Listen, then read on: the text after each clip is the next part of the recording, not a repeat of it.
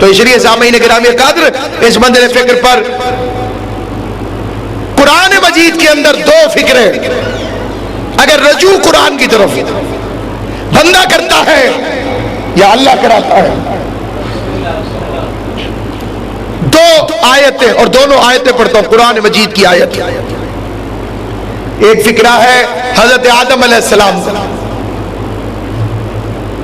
حضرت آدم پہلے مہاجر ہیں، ہجرت فرمائی تھی، ادھر سے ادھر آئے تھے، وطن کو چھوڑ کر زمین پر آئے تھے، تو یہ ہجرت ہو رہی تھی۔ تو کیا اکیلے آئے تھے؟ نہیں، شیطان ساتھ تھا۔ تو معلوم ہوا کہ اگر نبی کبھی ہجرت کرے تو دونوں نے زمین پہ آنے کے بعد ایک ایک فکرہ کہا، ایک ایک فکرہ، اور دونوں کے فکرے کو اللہ نے قرآن میں لکھ دیا۔ حضرت آدم نے جو سینٹنس ارشاد فرمایا وہ بھی قرآن مجید کے اندر لکھا ہوا، اور ابلیس نے جو فکرے ارشاد فرمائے وہ بھی قرآن میں لکھے ہوئے۔ دونوں فکروں کو سنیے اور خیر ہی بشر ہی من اللہ تعالیٰ کو تباہ و برباد ہوتا دیکھیے قرآن سے۔ حضرت آدم فرماتے ربنا ظلمنا انفسنا وان لم تغفر لنا وترحمنا لنکونن من الخاسرین۔ اپنی مرضی کا ترجمہ کروائیے، کیونکہ ترجمے میں اختلاف ہوتا ہے، قرآن میں اختلاف نہیں ہوتا۔ ترجمے میں اس لیے ہوتا ہے کہ بندوں کی طرف سے ہوتا ہے، قرآن میں اس لیے نہیں ہوتا کہ اللہ کی طرف سے ہوتا ہے۔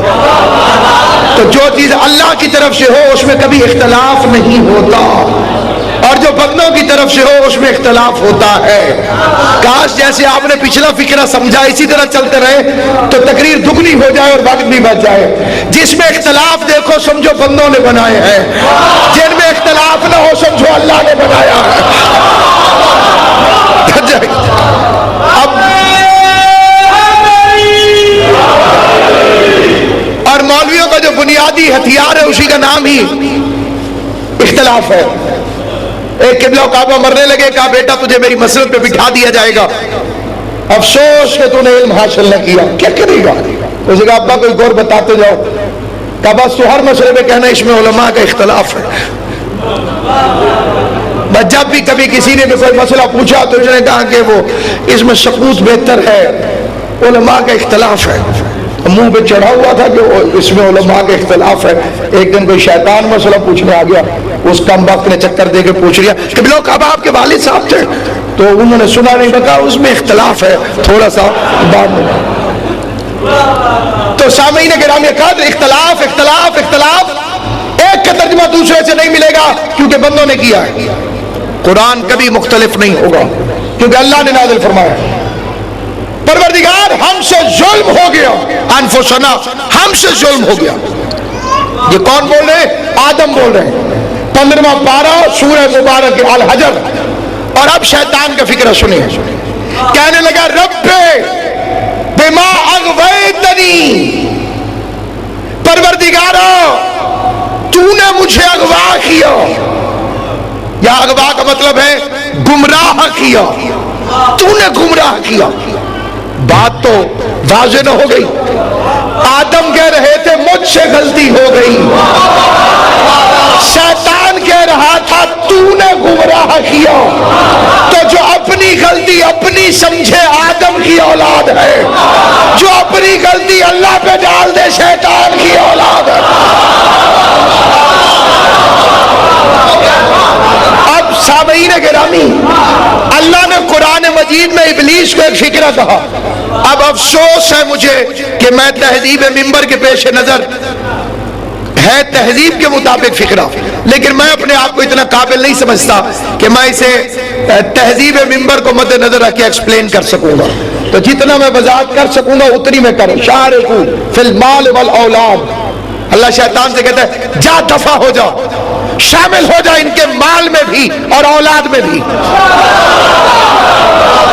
اب خیال رہے یہ روایت نہیں آیت ہے، تو کچھ لوگوں کے مال میں بھی شریک ہے، کچھ لوگوں کی اولاد میں بھی شریک ہے۔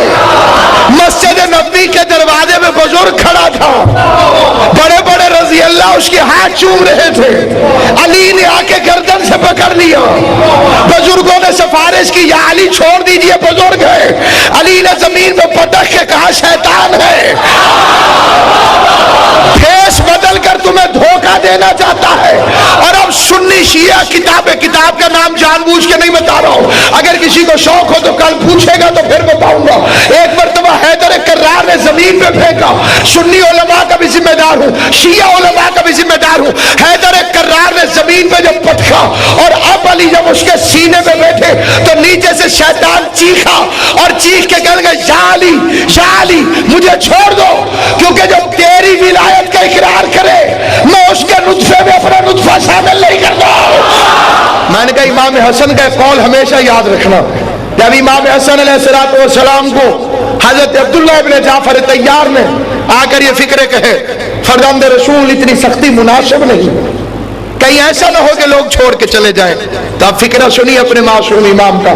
فرمایا عبداللہ جب تمہیں یقین ہو کہ تم حق پر ہو تو تم اکیلے بھی رہ جاؤ تو یہ گھاٹے کا سودا نہیں ہے. اگر آپ کو یقین ہو آپ حق پہ ہو, آپ باطل کے نمائندے نہ ہو, آپ شیطان کے نمائندے نہ ہو, آپ فرعون کے نمائندے نہ ہو. کمال ہے جس مجمع